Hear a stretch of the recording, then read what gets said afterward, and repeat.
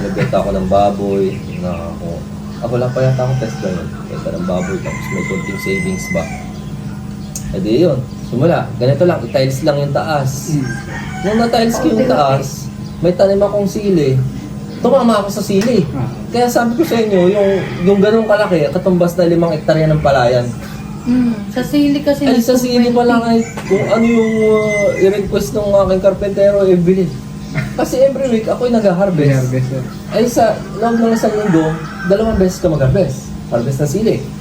Nag-harvest ako ng sili na isang harvest ko ay 300 kilos. Ang presyo ng sili ay 210, 220 per kilo. Sili sigang. Yun talaga. Sa isang bundle, 2001, 2002. Ay, 30 bundle lang yung-harvest ko. Sabi ko, ang pera nito. Sabi, sige, pag-gawa na natin yung bahay, dala-diretso na. Yan, nagawa na siya. Saan ang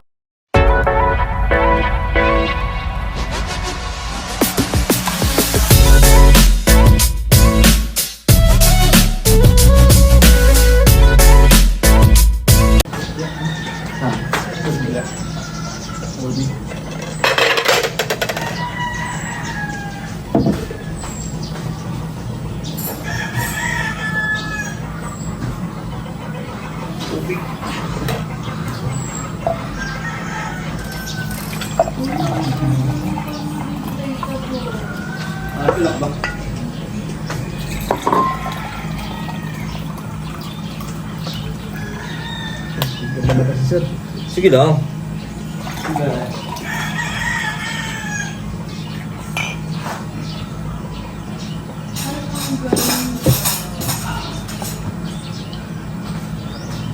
Ayaw nga ng abala eh.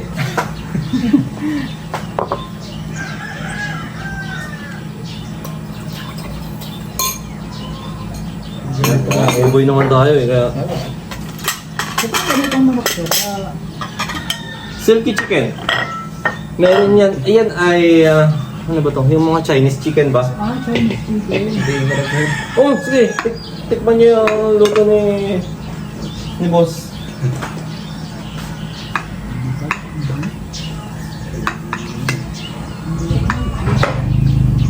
Laki no, yan.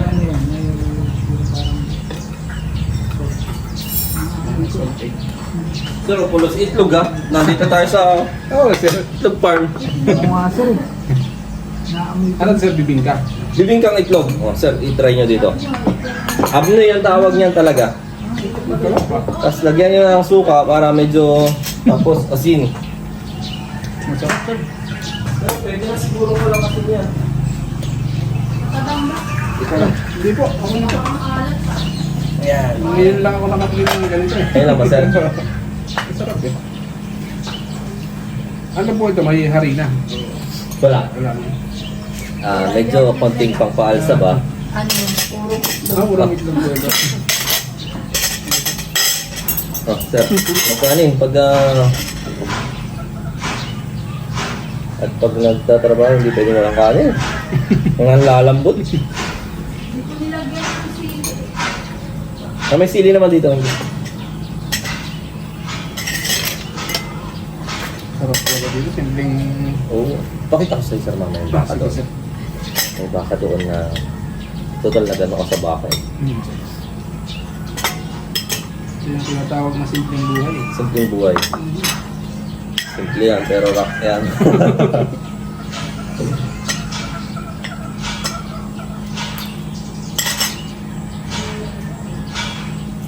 Mapansin mo ang kamatis, magkakadumi yung kamay mong ganyan. Sir. Kasi ano yan eh, Dampa sir. bulo.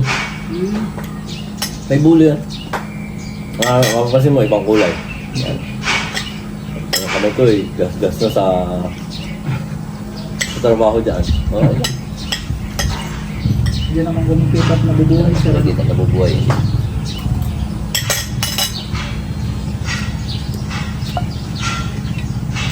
Ito yung ambience niya talagang probinsya. Lahat na pupunta dito. Ang ganda naman ang lugar nyo. Presko sir eh. Presko.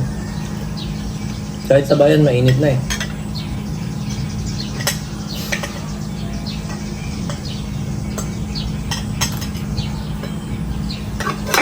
Masarap ba, sir? Purong itlog pala siya.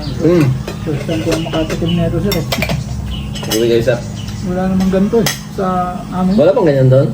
Wala sir. Anong tawag dito siya? Bibingkang itlog, sir, talaga yung tawag namin kasi ano, Itlog na ba? purong itlog. Pero yung doon sa iba, abnoy o kaya bugok, yan.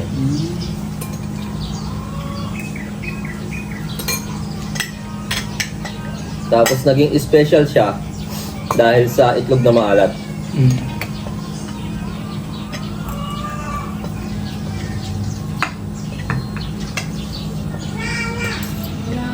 Makakarating yan, sir, ng pambansa. Ito siya? Makakarating yan doon. Sisira siya. Hindi naman. Okay, saan na ito nakarating? Dubai baga? Dubai, US. US. Ayun na eh. Yung mga hindi maikip masyado Australia lang naman hindi tayo. Sa Australia kasi ang higpit eh. Sa... Kahit salted egg, hindi makaano doon. Natatakot sila magdala. Gusto na ako. Very good.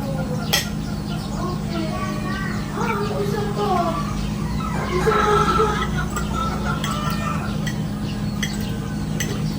Sobra na yun na.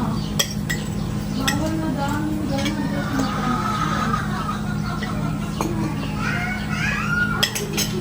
Hindi ko nawawala ng tanim dyan, sir.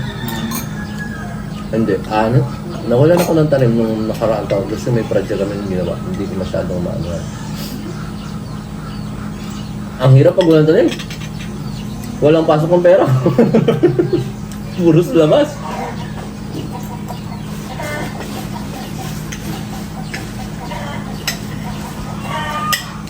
Eh, nagkataon, bagsakan pa ang palay noon. Nako, hindi talaga pwede walang tanim. Sir, kain na. Kain lang ha. Magkanin kayo pag ano, sir. Ano na kami, sir? Bawas na kami sa kanin. Bawas na baga? Okay yan. Ulit na lang kami dito sir. Ha? Kasi Oo. minsan lang to eh.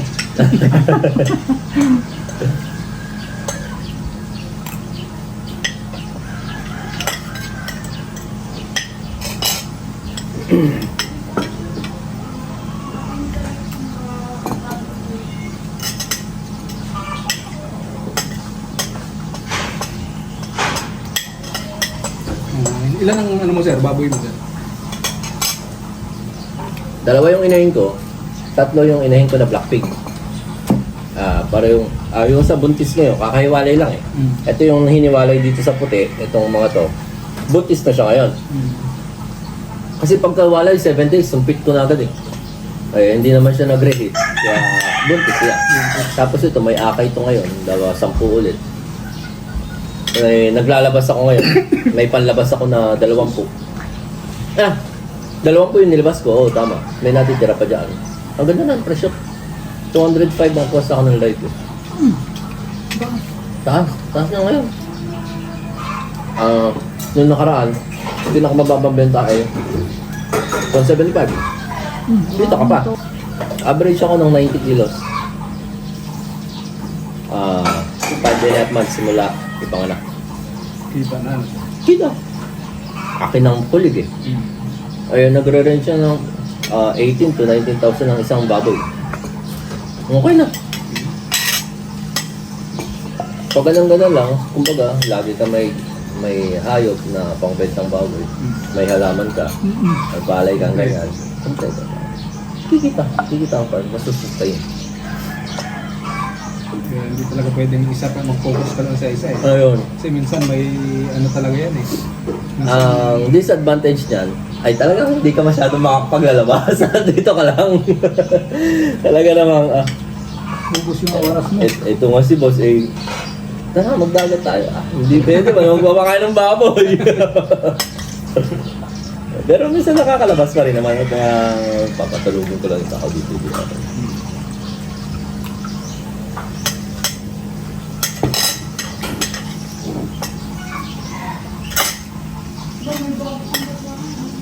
Bigay niyo, sir. Ayos, kailangan namin talaga. Kaya isa rin na to, sir, sa ano namin na kung halimbawa mag ano, yung agriculture, ipapasok din namin. Kahit Ay. pa paano, aftercare, paglabas nila. May idea talaga sila no, na may pag-asa sa agriculture. Tama nga yun talaga. Ay di yan sir ay ini-introduce talaga sa kanila. Ito mga ginagawa niyong ganito. Pag-document, Eto sir, sinisimula namin ng mga ganito para, ano, oh, yun. para maingganyo rin sila ng pumasok sa farming. Kasi, katulad nila, walang alam sa mga ganon. Pag nalaman nilang maganda pala yung May pag-asa may din na yun. potential para, magkaka-interesting sila. Oh, Baka marami ka pang gagawin sir. okay lang. Nang-istorbo na kami sa araw. Ini-ano ko na. Nakalaan talaga yan. Nakalaan na yan sa inyo. Nakalaan talaga niya. Sabi ko na dito, may bisita ako sa Sunday. Meron itong beer saka ano. Alos wala ka na palang day off sir, ano? Kasi linggo ngayon eh. Oo, wala talaga. Hindi mo... Hindi ka pwede mag depende kung ano masaktuhan na araw. Pero pag gusto mo talaga, ay tulog muna ako, ako'y pagod na. Tulog talaga. Kaya ako na lang sila. Kasi may mga tao naman talaga sa Pilipinas. Yun nga lang. May ano, kapagbigay ka naman ng trabaho. Ang dami ko dito nabibigyan ng trabaho. Malaking tulong din sa community. Lalo yung mga wala talagang ano, Wala mapasukan. Ay per day din naman ay 400. Ay, hirap nga lang din talaga. Siyempre, at least meron kasi wala silang ano. Minsan, nabibigyan din naman sila ng gulay. Ano ba? Oh, matik na yun. Matik na yun. Yun na yung pang-ano nila. Ayun na. Safe na yung 400. 400, 500, ay, may pang-ulam na sila. Pangbigas pa. Itlog, ganyan. Oh. 38 ako ngayong taon sa November. Medyo matanda na rin. Pag nasa probinsya talagang ano, maliwalas yung tsura Oo. mo. Maliwalas pa. Sa Manila, mga mukhang stress na mga tao. Ay, hindi naman kayo sana. Hindi kayo paglabas mo pa lang doon, talaga namang problema na ako. Nagluwas nga kami. Talagang sabi ko, hindi ako pwedeng luluwas ng ganitong oras. Kailangan madaling araw, nakaalis ka na agad. Sir. Yung ilang metrong biyahe mo, isang oras na eh. Grabe. Biyahe pa lang, stress ka. Hindi from Pasig ka, sir. Papuntang San Juan. Yes sir. Okay. Alam ko yung nag-aalit sa nila yung BJMPD. Saan? Kaya na, resign na. Minsan pag tumatanda ka sir, hinahanap mo kung anong gusto mo talaga eh. Totoo. Na ano ko nga yan, nakita ko na nga yan sa mga medyo tumatanda na. Kasi, si tatay ba, yung mga kaklase niya, talagang nagtapos talaga, nagkaroon ng professional talaga. Ngayon matatanda na sila, balik sila sa farming. Si tatay, yung servants ko, kapag pundar na ng ganito ba, naayos na namin to kahit pa paano. Ay dito ang venue lagi nila. Sila, mga professional. Mga kapitan sa barko, tapos naging president ng school, ganyan. Kaya mga matatanda na, mga senior na, talagang gusto i-farming, nakita ko. Yung isang kapitan sa barko, naggagamot sa palayan doon. Sabi ko, wala nga kapitan sa barko, naggagamot sa palayan. Eh, ganun pala, hinahanap din ng katawan na yung farming. Pero mahirap din yung sir yung saka magsisimula ng ganito pag Matanda ka na. edad ka. Tama nga. Sabi ko nga doon sa mga kasama ko sa barko. Kasi, pag nagbabarko ka, kwentuhan yun, yung future talaga eh. Sabi ko, inunahan ko na kayo. Nag-retiro na ako dyan. Inayos ko na kung ano yung gusto ko. So, yun talaga. Yung iba namin mga kasama ang tatanda na eh. Lalo pag baba naman ng barko sir, wala rin naman trabaho. Nakaupo pa rin ang bahay hanggang ngayon. Ang laki nakita sa barko eh pag wala ka pang sariling bahay. Yun ang mahirap. At pag-retiro mo, saan ka nakukuha yan? Yung ganun ka. Ay, na ako sila, nagputap na ako ng ganito.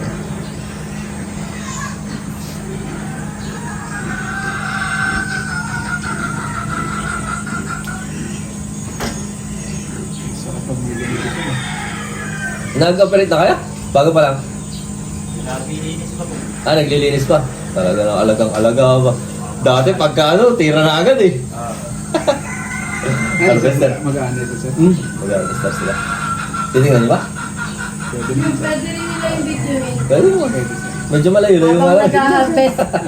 Di ba nung prenup natin ganun din? Ayun, ang prenup namin, sir. Ah, harvester, nag-harvest kami ng Nag-ano kami ng sili. palay. Basta nasa farm. Itlog yan, itlog na maalat. Ayun. Ganda rin video yun. Nung ano kasi sir, napikot ako nung ano nung mga bandang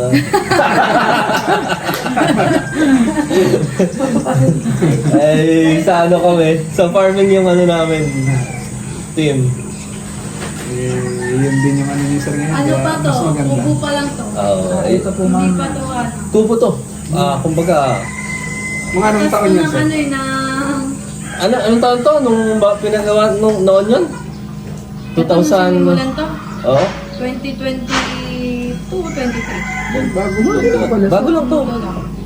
Kasi 2021, pandemic, wala pa eh. Kasi Ito yung ano lang, kubo. 2022. Kubo na simple ba? Wala. Tambakan ko ng feeds. Ngayon, nagpagawa kami, sabi ko, Hindi talaga sira na si Kubo. Nagpagawa kami ng, ang gusto ko sana, yung baba ay tambakan ng palay. Ipunan ng palay ba? Tapos yung taas ay tambayan. Ay, nung nagkaasawa, okay, magpapabahay na, hindi ginawa na namin bahay. So, Parang pag... ngayon, Ay, kinulong na ni tatay. tinulong na namin. Tapos ay, sabi ko nga, simulan ko na at nagbenta ako ng baboy. Ako lang pa yata akong test ganun. Benta ng baboy, tapos may konting savings ba. E di yun, simula. Ganito lang, i-tiles lang yung taas. Nung na-tiles ko yung taas, may tanim akong sili. Tumama ako sa sili. Kaya sabi ko sa inyo, yung ganung kalaki, katumbas na 5 hektarya ng palayan. Sa sili kasi. Ay, sa sili pa lang ay kung ano yung i-request ng aking karpentero, bilhin.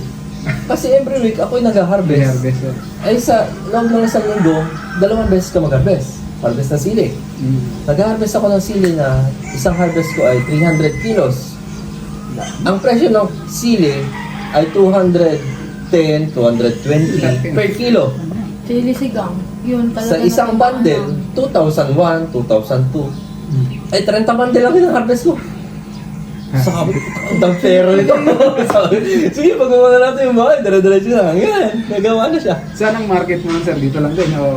Kasi, pag mataas ang demand ni gulay, wala kang problema sa market. Sila na yung kusang lalapit sa'yo. Sila na yung mag-aagawan na makakuha ng gulay sa'yo. Adi, wala kang problema. Yung mahal ng gulay, isang bagsak ko, 10 kilo. Meron ako 2,000 plus agad. O sige, pagbalagay ng 2,000 na lang. At yung sobra, inuman, yan. Painom ka sa tao. May co-op kayo dito, sir? Nakasali ako sa co-op. Pero ano yan, parang federation na ng Pasamasi. Pasamasi yun. Pangkalahatang sama ng magsasaka ng siniluan. Yan. Bukod doon, meron din kami dito sa Makatad na samahan. Naka-angkla kami, naka-umbrella kami ng pangkalahatang samahan. Ayun. Tapos, ang ganda ng gulay. Sabi ko, sarap talaga ng sili. Sili-sili lang. Gusto ko nga, lalagyan ko ng drawing na sili yung kaso baka masira yung itsura. Dahil pala sa sili Salamat ko, sa sir. sili. Salamat sa sili talaga to. Ano na ata, sir, yung talagang nagmahal? Okay na yung 70 eh. Yun, sir, ay bumagyo. Yung isa sa malakas na bagyo dito, tinamaan tayong buong Calabarzon hanggang pataas ng norte. Nagkataon, meron na siya. 2022 yan tayo. Pero dito, sir, hindi masyadong nasira. Ako yung cover eh. Cover kasi ako ng hanginan eh. Kumbaga cover nito, cover ng pavilion, tapos may bundok pa dyan. So, basag ang hangin. Ay, nandito yung sili ko, dyan lang nakatanim. Diyan sa kamay. Iyon ay bago pa lang siya bumubunga. Tatama yata ako nito. Ang taas ng sili, sabi ko gano'n, ay ang gaganda ng sili. Nagsimula sa 200 ata. Ayun, 200 na agad, yung simula sa 200. pero yung 70 okay na yun. Pero yung unang harvest ko ay, Nag-triple pa, kaya... Kaya sa sa'yo na 100, sabi ko mag 100 lang ang sili, masaya na ako. Ay nag 200.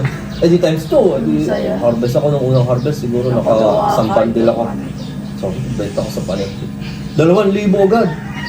Ba, maganda talaga. Pinag-aagawan pa. Pinag-aagawan. Oh, yun na yung Django Dos, yung pang dynamite. Ah. Ayan. Django Dos yung tanim ko. Ay, ang lakas mo mo. Sabi ko, isang buwan na, may bahay ako eh. Ay, talagang pag tumama ka talaga sir. Pag tumama talaga. Kaya Pero talaga, sunod naman nun, nung nagtanim ka, medyo hindi tayo sa Kasi naman sir, asalayan. magtanim ka, sabi ko naman sa inyo, magtanim ka ng gulay, pinakatalo mo, break even. Ang talo mo dyan, yung labor mo lang, yung pagod mo. Pero hindi ka matatalo dyan sa nalugi, bumagsak. Hindi ka malulugi dyan. Sa palay, bumabagsak, nalulugi ka eh. Pero sa gulay, hindi.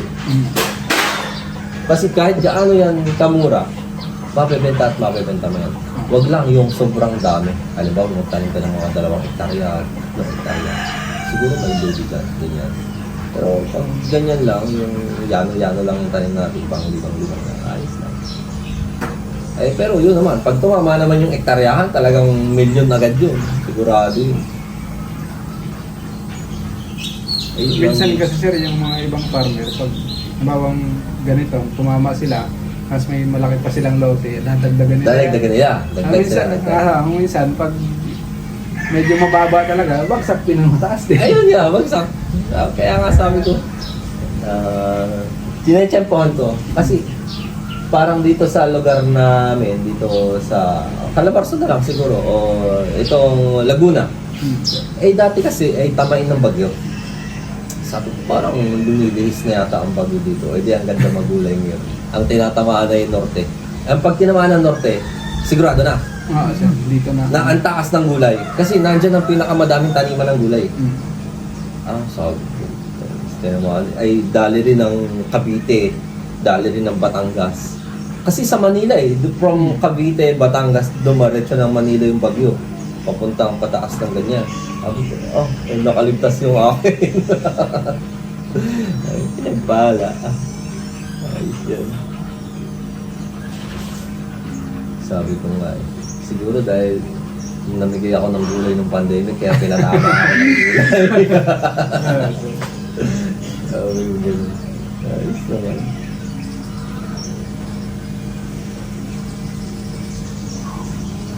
Sarap ng hangin dito. Meron dito yung lang pagkita. Oo, pwede din. Ay, sige Ayun. po. Gusto nyo magpahipahinga eh.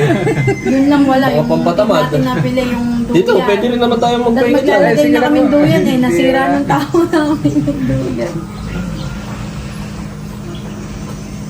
Nag-alis ako ng Ano oras ko ba mo? mamaya. At bibilang ko lang ng regalo si tatay. Nagsisimula na po ba yun? Teka, tingnan natin. Tingnan natin sir, Oo. para... Thank you. Ito sir. Sige, okay na sir. Bahala dyan. Tapos ito.